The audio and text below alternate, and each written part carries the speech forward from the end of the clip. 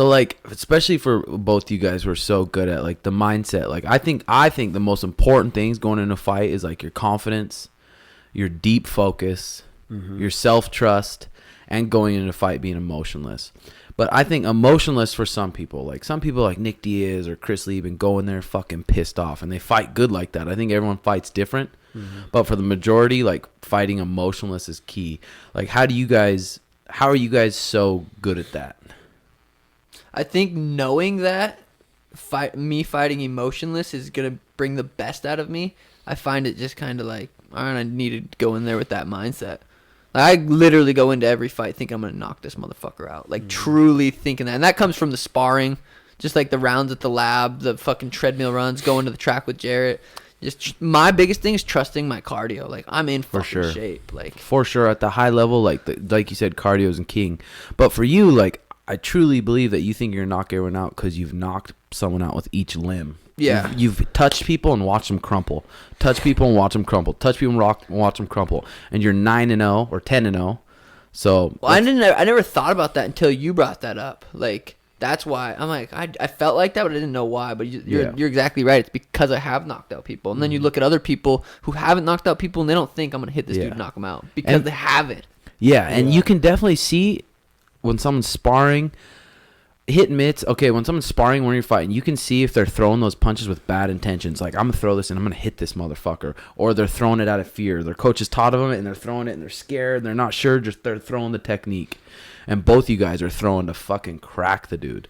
But for mindset and stuff, how about you, Jared? Did that come always naturally for your mindset? How good it is? Absolutely.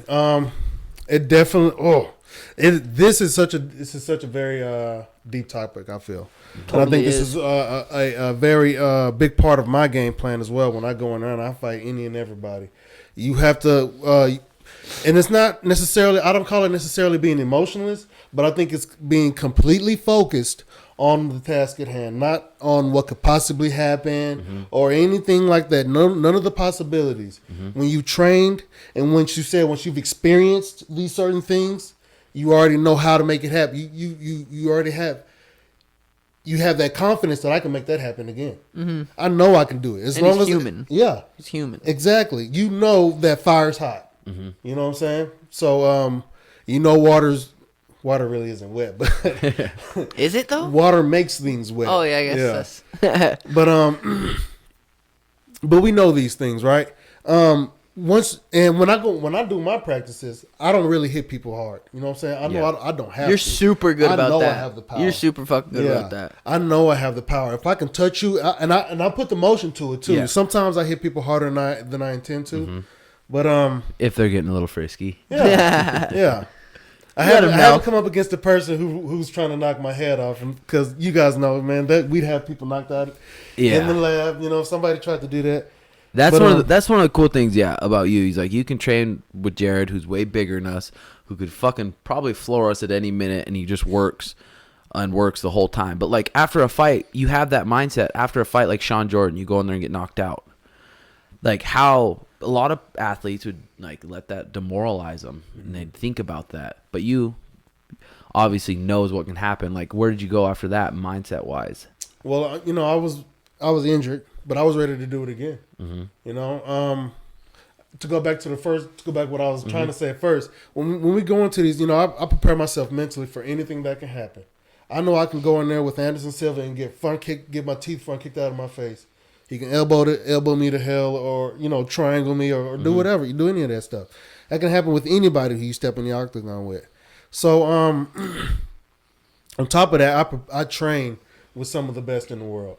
I've trained to prepare for the best in the world, and I have complete confidence. I have complete faith in the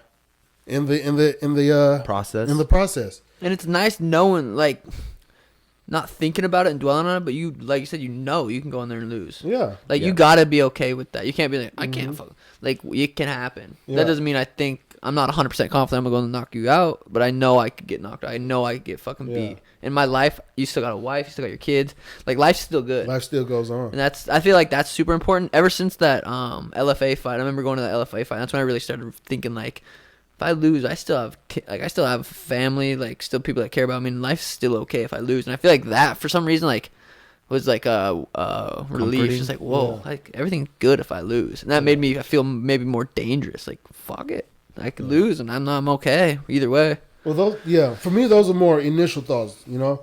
And then after I've gone past all those thoughts, I already know what I'm going to do when I go in there and face somebody. There's no point in being afraid of what could possibly happen. Right. That's just, if anything, that will only be a hindrance to my performance. Right. You know what I'm saying? And when people experience what we've heard called the flow state before, you know there's no emotion tied to it. If anything, the only emotion tied to it is joy, elation, excitement, only positive, what we perceive as positive emotions, things that will heighten our vibration. You know, so those are if I go into a fight with any emotion, those are it. On top of that, when I go into a fight, I have no reason to look my opponent in the eye. You know, the stare downs is all posturing and all that shit. You know what I'm saying? We don't need any of that. But when we're in a fight, I'm not fighting the eyes of the windows to the soul. I'm not fighting your soul. I'm not going to destroy your spirit because that's energy that cannot be destroyed. Your body, however, her body can be changed. You know what I'm saying? We can break things. We can take, you know, we can remove this. We can, you know, cause some trauma and do things like that. So when I go into a fight, unless I'm ready to take control of this person mentally, I won't look them in the eyes. You know? That's fucking badass. So with a mindset like that, do you think you're born with it, or do you think it can be made? It can be trained, I feel. Trained. I agree. Because there's a science to it, you know? The mind works a certain way. It can be configured in different ways, but every human is human. We're all human.